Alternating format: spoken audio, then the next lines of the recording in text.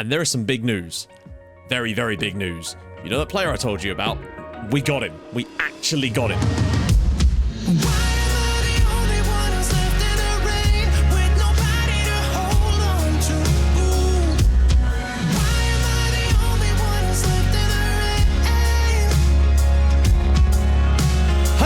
And welcome back to another episode of Rebuilding Bolton. If you're still enjoying it, drop a like on the video. That would be most delightful. So yeah, first day of the season was a pretty trashy performance, and it got me thinking basically about perhaps we need to take a little bit of a deeper look at some of the positions and the roles in our tactic to try and get the best out of our players. So I've come up with something today that, again, same system, same shape. I've just made a couple of changes to the actual player roles because I do believe that we can still produce results with this. I mean, the fact is we got 9th in the Premier League in our first season playing that shape. So I still believe that we can go all the way with this one day. It's just going to require us constantly being able to evolve the players we have at the club and the roles that those players are playing to get the best out of them. So I've made a few changes to mostly that to try and smooth things out a little bit, but I'll talk more about that in a minute. 51 million, I think they've done you there, Matt. Yep, I agree. And if anything, most of the time I wouldn't even go for a deal like that, but I almost kind of wanted to prove a point about the overpricedness of English players. That, and I did genuinely feel like, even if we did have to overpay for him, I actually do feel like he could still be excellent in the future, and probably with the right training and whatnot, could have that role sewn up for the rest of the save potentially, which is a good sign, of course, but it's still too much money. And I'd like to compare that essentially to the signing of Ivanov. When you look at the quality we got for a player like Ivanov for 3.8 million pounds compared to what was paid for Manny Farmer. Now, of course, they are apples and oranges in different positions, but you can sort of see that the quality of the market is very much there if you're willing to go and look for it. And I think that's what we're going to try and concentrate on for the rest of the save, quite frankly. But yeah, that is why I don't really prioritise signing British players. Without Carlo ZIGER on the pitch, the chaotic energy has been dispersed around the rest of the squad. It's the ZIGER virus. Yeah, it do feel like that a little bit. I'm really hoping that McCann can set in, because I'm a bit concerned that we may end up bringing Carlo ZIGER back into the team again.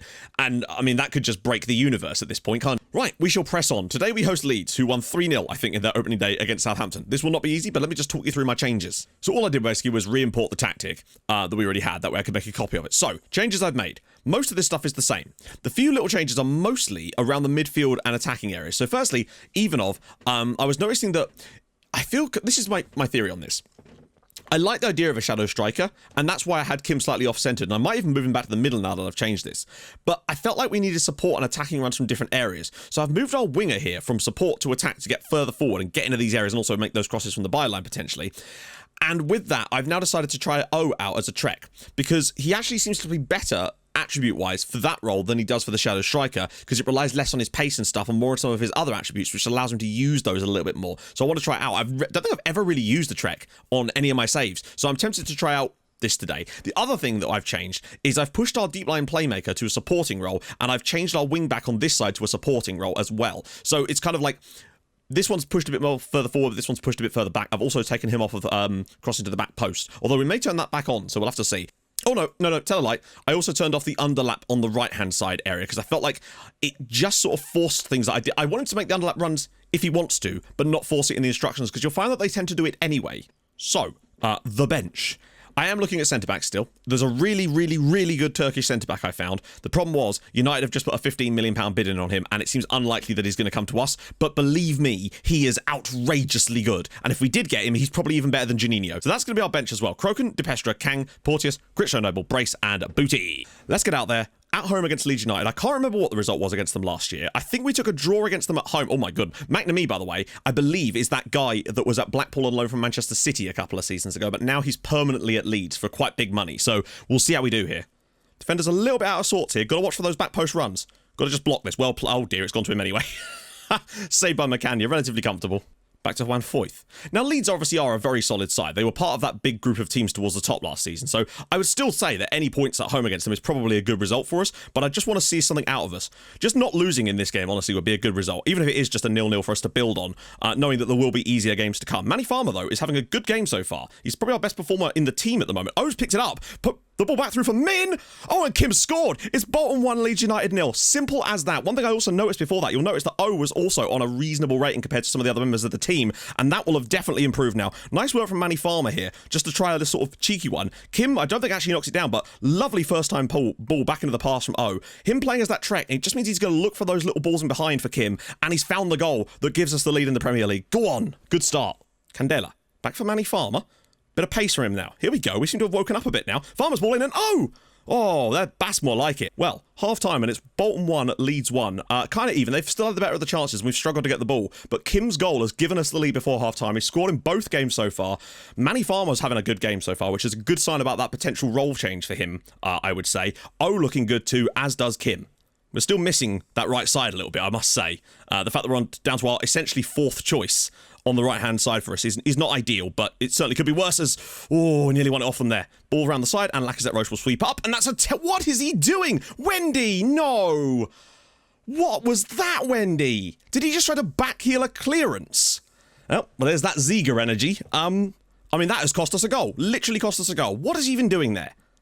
When this ball is played into the channel, he's got a complete free touch here, and he just... What the hell? Why would he do that? He's just cost us a goal. That is some grade A silliness there from Wendy Lacazette-Roche. He's not even under any pressure. Farmer's now in a wide position. Bit of space from out. He's going to find some room, for sure. Colombo. Ilic. Oh, what a ball from Ilic. And Kim's brought it down. He has to score here. Big chance for Kim. Oh, you can't miss those, Kimmy boy. Those are the ones. Those are the sort of chances we need to be fashioning. Looking for those cheeky balls over the top when the chance presents itself, like that. Mohamed out to Farmer again now. Maybe he could find a ball in behind. Kim's... Oh, wow. Okay, Farmer's just going alone here. Go on, Manny. Finds the pass through for Kim. And he might shoot himself. And he does. And it's cleared away by the goalkeeper again. Good couple of chances, though. Out wide again for Manny Farmer on the overlap. He's got this... Oh, he's in. Go on, Manny. Find the ball across, though. Back post. Oh, it's cleared again. Kang back through, though. Colombo, and it's cleared once more. And again, he's just let him... Wendy Lacazette-Roche is having an absolute mare hit. Oh, please, no. Oh, for God's sake. It's one of these things where I'm just like, this just feels like one of those games where individual, like, what? Why does he push so far out? Only to, I mean, I suppose it's because of the... And then an unbelievable tackle from Mohamed. And then the shot directly at How? That goes through his body! It's going to be Bolton 1, Leeds United 2. And we've been our own worst enemy in this match, quite simply. We've given Leeds their chances. Their best chances have all come from our own mistakes. And it wasn't like getting caught in possession either. It was just bad touches and poor ideas have cost us in this game. And it's frustrating because we played okay in many areas, but didn't create enough ourselves going forward. Kim had chances to go through. We gave Leeds far too many chances, particularly later in the second half, where I made some poor tactical changes on my own on that one. But Lacazette-Roche probably has his worst game in a Bolton shirt, unfortunately. It was going so well up until then. But hey, it's more data. We'll work on it. We've got the full season to go. I still don't think we're going to be in any relegation trouble this year, but we're going to figure out a way to make this work because that's part of the fun. So, games off camera, back in a minute. I don't know if it's going to get any better, though. Right then, guys, we are back. And there is some big news. Very, very big news. You know that player I told you about? We got him. We actually got him. More on that in a bit, though. But first, we went away to Bristol City. Now, they're newly promoted, so I couldn't really read too much into the game. But it was great work from Sam Farmer down the left-hand side here. Whips the ball through, and there was Ivanov getting on the end of it to make it 1-0 after 36 minutes. There was an injury, though. An offside goal. And then in the second half, not long after it, some lovely little one-touch stuff here. The ball eventually ends up in the path of Kim, and he's able to slot home another for us to make it 2-0. And then, this is probably the goalmouth scramble to end all goalmouth scrambles. Firstly, look at the number of players in the box, and look at this. Goal. I mean... you have to laugh, really. Now, you'll look at that and go, God, they absolutely destroyed you on XG. Sort of, except that that little goalmouth scramble was probably worth about 1.5, which is actually ridiculous. The goal itself was like the least XG'd part of that. It might be the highest XG move I've ever seen on Football Manager. Just very quickly, next up we played Hull City in the Cup and somehow got through. I don't know how we did this. It is. We're through with the rotated side in the Carabao. I then tried something different against Manchester United. I tried switching, as someone had recommended in the comments, the idea of moving the DLP to the left-hand side and the Metsala to the right, and switching things up a little bit like that to create more stability. And I think the problem is, I mean, obviously it's Manchester United, so it's hard to know how much you can read into that again, but we just don't create anything in this game, and they thoroughly deserve their win, unfortunately. And then in our next game, we got the most incredibly lucky result, quite frankly. This was basically the only chance we had in the entire game. Kang's ball was whipped through. There was Lacazette-Roche on the end of it. Everton had some chances in this one and probably should have won, let alone drawn. But I reverted back to our old style for this game and again saw nothing from it. Of course, I say that as we sit 9th in the league, with 4 points above the relegation zone with a completely neutral goal difference. I am aware of that. However, I think we were extremely lucky to win against Everton, and there was nothing in that game that made me think that would happen if we played the game 9 more times. Do you know what I mean? It's that sort of thing. However, in better news, this is Oguzhan Demahan. I cannot believe that he chose to come here. And I say chose to come here. I think what happened is either Man United couldn't get him a work permit, and it did that weird thing where if you apply later in the window, it's suddenly fine. Or they had a bid accepted for Juninho, and he has now moved to Manchester United, and they seem to drop their interest in this guy almost immediately. So we were able to sweep in and sign this guy up, and I think he is brilliant. 13 heading, 14 marking, 15 tackling. The aggression is a little low, I agree, but with 17 acceleration and 15 pace at 6'4" and 80, I just cannot believe. So basically, I can't believe I didn't find him earlier in the window, and the way I did this was I actually started filtering using our filters, but looking at the physicals instead of his tackling and his technicals. And I saw him pop up, and I was like, there's no way he's actually that good. And yeah, okay, I actually reckon he'd be slightly better on this, but honestly, I don't even care. He's got so many good things that I really, really like. So 20.5 million was the deal, but I just thought, you know what? We need that added quality in there. With him, Mohamed, Lacazette, Roche, we've actually got an extremely good 3 centre-back partnership there. Now, Mohamed is going to be out for 3 weeks, which is quite annoying, so we're going to see even more of my man Demahan. I am pretty stoked with this deal. If we could just sort out the tactics, I think there's definitely a good team bubbling under the surface here. I played the last game against Everton, so this is what I ended up with at one point, just looking around stuff. So I actually moved from a Trexman and Gonch. I did flip them over, and I moved, I don't know, I was just arranging deck chairs on the Titanic and trying to see what would actually function for us, but nothing is the answer. I feel like Kang definitely does perform better when he's in that Engancho role. However, it seems to cause whack-a-mole elsewhere throughout the squad and makes us a lot less stable in other areas. And I think part of the reason is that in this role, he's basically like a playmaker, and it's sort of, I don't know, the DLP just doesn't seem to function properly. So what I might try today is switch, just do the standard thing, because I've definitely seen multiple people suggest this, to just swap these two roles over. Nothing else, simple stuff, just swap the Metsala and the DLP over and see if we can get any kind of joy in this game against Arsenal. It's unlikely, but you just never know. The only other change is that I potentially might, now that he's on this side, put him on support instead of defend, just to give us a little bit more of an option. I really don't know at this point. Obviously, that won't be the personnel for this role. Right, so a rotation is definitely on the cards here. They want to put Colombo in as Metsala again, and I'm honestly not too bothered about that at this exact point, because it allows Ivanov to be freed up to play out wide. We still don't have Johan back fully yet, although he is nearly back, to be fair. One of the problems we've had throughout this entire period, it seems, is just players refusing to win the ball when it is so heavily in our favour, it's unbelievable. Like, you'll have no idea. Here we go. Kang immediately, not Kang, straight through there and gets a shot just off target, but it's a shot early days, eh? You love to see it. Although, so far, against Arsenal, we've actually managed to maintain a decent amount of the ball, which is unusual for us, but I expect it would take one simple ball in behind and we'll be screwed. But let's just see. Maybe today is just going to be the start of something special, and maybe it was just the right combinations that we were missing. I haven't technically tried this exact combination of roles yet, so we will see. Ivanov, back for Candela. Right, if we could just get the ball into a better area. He's into the box. Whoa! Oh, and it's just wide from Candela, but a really strong start from us. Early days, it actually has been all Bolton here against Arsenal, and this is a different Arsenal. They've been better than last season, as Kim's now put through, and he goes for goal, and again, it's well saved by Areola. Okay, super encouraging signs so far, though. Candela, again, back to Ilic. Bit of space there for Kim, and another terrific stop by Areola. Okay, this is actually looking pretty good. Arsenal defenders completely treading water here. Kim's being held up in the middle, though, but can he just find his teammate? They're backing off of him. Whips it in. Kim's header. Great save again by Areola. I mean, as first halves go, that is extremely good, and that must be the best I've seen us play all season. We're controlling the possession, having chances. We just need to take one of them, because you know, look, Arsenal haven't had a shot in so long, because we'd be good value for the lead right about now if we were to get it. Good stuff. Oh, come on!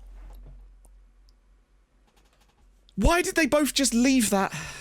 Okay, whatever. Well, it's Bolton 0, Arsenal 1. All that work for nothing. Like, what is this? They both just decide to stop and allow him to score. Cool. Good defending, chaps. Lovely old job. I'm making that switch where we put Colombo out to the right-hand side and switch around that midfield a little bit. And I'm also going to put Ivanov through the middle, just to see if he can offer us something there as well. Because Kim has had the chances tonight. He's just been unable to take them right. Please tackle him. Please tackle him. Yes! Thank you, Victor. That's more like it. That's what... Oh, okay, but never mind. We're going to pick it up again, though, with Ilic. Space is available for us. If we pull out a 1-1 draw, I'd probably take it, quite frankly. It would... Oh, that's a good ball for Ivanov. He's peeled really out wide. Back for Ilic again. Space for Manny Farmer now. There's options in the box. Can he finally do something? Puts it through. Yes! And it's Flavio Colombo. Bolton 1, Arsenal 1. And we have deserved that goal. And indeed, they're all bowing down to Colombo. And that is actually really nice football from us. Ivanov Great work here. Illich with the sensible pass to Manny Farmer. And this is a gorgeous little ball through. Very similar, actually, to the goal against Bristol City. Bit of a lucky deflection, I must say, off the Arsenal defender, perhaps. But it's Bolton 1, Arsenal 1, and that's a deserved equaliser. Oh, it's a nice ball to the middle for Conroy. Back for Mohamed. He's quite far forward as we regroup from the set piece again. Candela. Lovely ball to Manny Farmer. He's more space now. Can he find another good ball through? He doesn't, but Candela! And it's well saved and poked over the line by Kang. It's Bolton 2, Arsenal 1. His first goal of the year for Kang. That one had an element of fortune about it, but it doesn't matter because we have the lead here. This is some serious bite about the lads. I actually think those little switches I made a big difference in this one. Manny Farmer seems to have been unleashed in this second half. Great strike from Candela, but just poking at home was Kang. A bit of luck goes our way there, and it's Bolton 2, Arsenal 1. We would be so deserving of this victory. Colombo's ball. The goalkeeper's easily going to save that. Lads, get your asses back and fast, please. We don't want any silly nonsense on the break. Right, should be a nice and easy... Oh, God. All right, he's out wide. It shouldn't be too difficult. Just keep him there. Well done. Cheers, mate. Well done. The thing is saying it looks like a dive. It didn't look like a dive to me. Well, that's going to cost us the win, isn't it? Terrific. Cheers, mate. Oh, he saved it! Macania with a huge save. He might have just... Oh, my God. That might have just given us the win there. Mother of Christ. Alex Macania with an unbelievable save. And Brace now flicks it away. And in fact, Ivanov could take this guy on. He's surely going to just go straight past him. Ivanov's in. And he's been fouled by Garcia. And that has to be a red card. He's gone, surely. That has to be a straight red for Arsenal. He is through on goal if that guy is not there. Oh, yeah. Fair enough, I guess. I mean, to me, it looked like he would have been through on goal. But sure. Let's go with the yellow there, shall we? Was there a defender covering? I didn't see anyone. Maybe there was, but it didn't look like they were that close, to be honest. Artola. Oh, God. The goalkeeper's left a lot of space. Clearances, please. What a save by Macania. Bolton 2, Arsenal 1. That right there, my friends, is an absolutely brilliant result. I know that Arsenal had their little late flourish with the penalty, but I think we thoroughly deserved the win on the night there. It honestly could have had, well, maybe not more goals, but we got the goals that we deserved. Colombo and Kang turning it around for us. Macania saving the penalty as well. He earned that Man of the Match award for me. That is a great win that I did not expect, if I'm honest, and might well have just given us a plan for the future, potentially, because we looked creative today. Come on! Oh, dear. Apologies for my over-animation, perhaps, but it's just insanely satisfying. And when you spend all that time trying to figure out something out, and we may have something that could allow us to maintain this tactical shape. Also, thank you for the suggestion about switching the two over. I don't know if that's what made the difference or not, but it doesn't matter because we won, and we may well stick with that for the future because it does seem more stable, as that pushes us now 7 points above the drop zone and into 7th place, and with a +1 goal difference. You love to see it. And it does still feel like there's definitely some holes to be plugged in our defence. But I just feel like I don't know what more we can do at this point. You might notice Manny Farmer was back on attack as well because I just didn't like him on support at all. So, next episode, we're going to come back and do Leicester City to start with away from home, and then probably do Watford in there too. There's a lot of winnable games around here, potentially. In fact, it's going to be a while, really, until we get to play this little spell of matches here. So, a good run of matches to potentially pick up some points. Looking forward to it. Obviously, this will be off camera. If you've enjoyed this episode and the roller coaster that it's been a long time to record this, drop a like on the video, that'd be awesome. If you're new to the channel, subscribe, that'd be sick too. I stream on Twitch Tuesdays, Thursdays, and Saturdays usually, but not this week. And yeah, I'll join you guys tomorrow. Thank you so much for watching. Hold your gun. Capybara. Bye-bye.